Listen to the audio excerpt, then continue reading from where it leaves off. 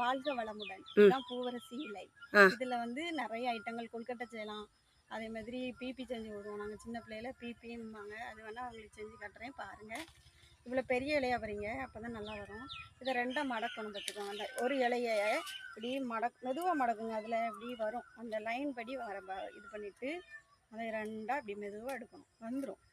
Easy தான், எங்களுக்கு பழகினவங்களுக்கு ஈஸியாக இருக்கும். அப்புறம் இந்த இது இருக்குல்ல, இந்த பாகம் அதை மட்டும்தான் எடுத்து இதில் நுனியை வந்து எடுத்துடணும். எடுத்துகிட்டு கீழே காம்பு பகுதியை எடுத்துடணும். எடுத்துகிட்டு இதை லைட்டாக மெதுவாக சுருட்டணும். ரொம்ப வேகமாக இது பண்ணிங்கன்னா மெதுவாக செய்யணும்.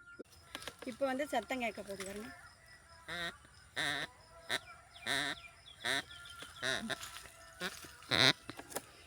அவ்வளோதான், பால் காலம்.